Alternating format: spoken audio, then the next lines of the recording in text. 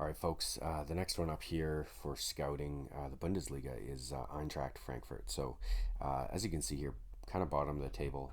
I think a bit of a surprise. Last year they finished fifth. So, they also, as you can see, goal differential -3 kind of doesn't belong down here. So they're probably kind of a mid-table side in reality. I'm sure they can fight their way back in there. They may not get back to where they should have been or where they were last year, but a pretty decent side. You're going to see this in terms of some of their stats and whatnot. So here we are.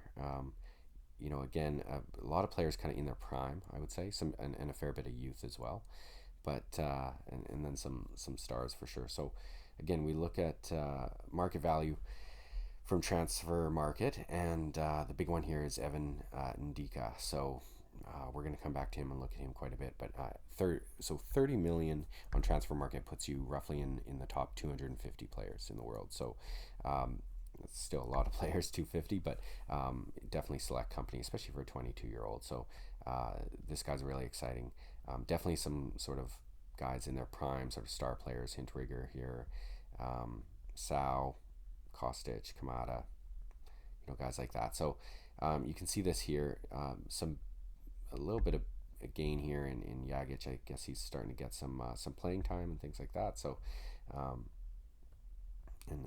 Hrustic here as well. A big drop here. We're going to touch on Amin Yunus in a second.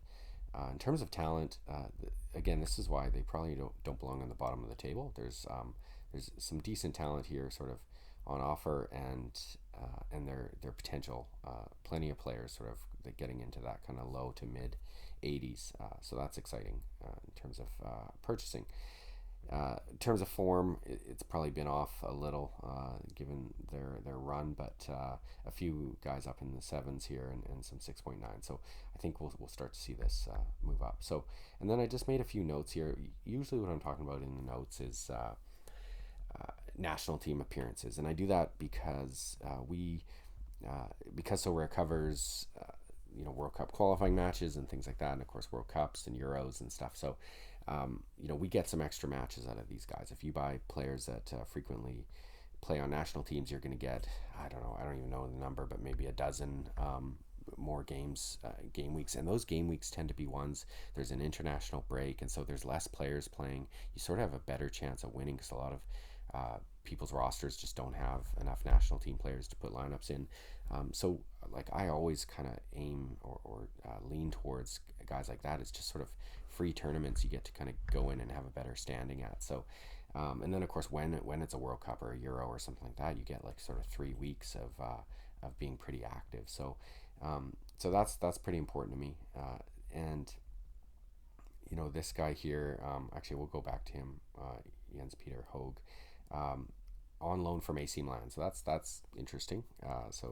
To be with a big club like that, and he might get pulled back there in a year or two, and of course he's played for Norway as well. So that's interesting. If we look at Eunice, so he's actually sitting out. They're sort of at an impasse. He's not training. He's training with a personal trainer and basically just waiting out. And Eintracht, I think they were saying even by the day, any day now, they may just void his contract and just cancel the loan.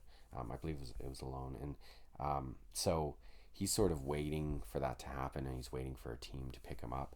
I think he wanted to go to Saudi Arabia. That was his goal in the summer, and then that didn't come together. So kind of a tricky one.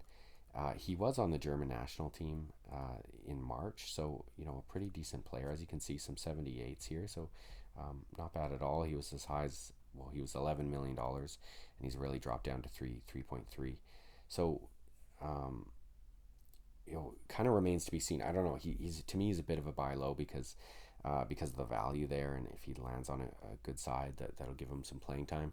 But then again, if he goes to a league that isn't covered by Sorare, then you're just kind of sitting on a card that's unusable. So let's look at some of those players in terms of where they're at pricing wise. So first off, we look at this in terms of just performance level, and what's good. Like I said, this is a club that probably should be doing a little better in the table. A lot of 52s, 53s, a lot of just like steady players here that you could easily spend some money on and be just fine. This guy's kind of cool. He's 37 years old, defender. But still seems to be bringing it. So good on him. And like quite cheap. I mean, you could get him and just plug in some decent scores for, I don't know, maybe one more season. Not sure, but could be cheap value there. The other one, so I mentioned Hogue there. So if you're into kind of getting, the real young guys, he's reasonably cheap, 0.077. I don't. He has some cards from last year out as well.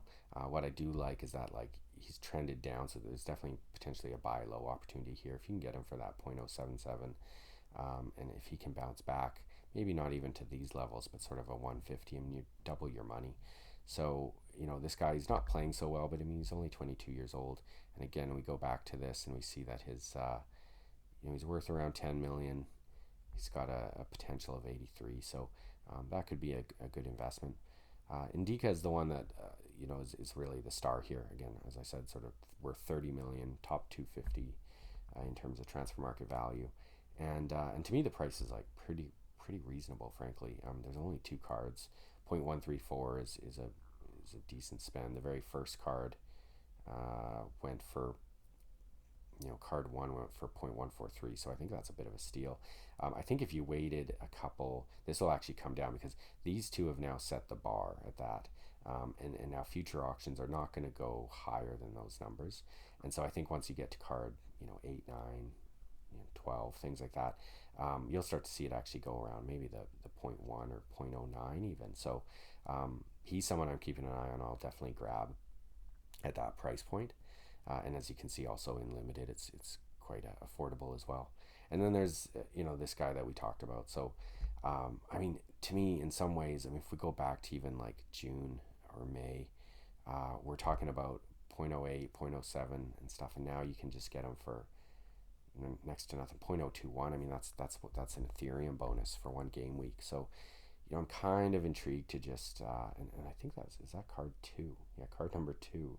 And card number 1 was 0.027, so you could have had the number 1 card, his first card for the season. I don't know. I get enticed by that kind of stuff, so I might roll the dice and just hope he can resurrect his career. He's kind of right in the prime there, so he should have several good years left if he can straighten things out. So that's what I'm looking at. Again, the link to this is just below. You can see the spreadsheet yourself and look at who you're interested that I may have missed. And again, there's a link below, just an affiliate link. So when you click on that, I get a little bit of coin from Sorare, which keeps me doing this. So please do so, and we'll scout one of these ones down here next.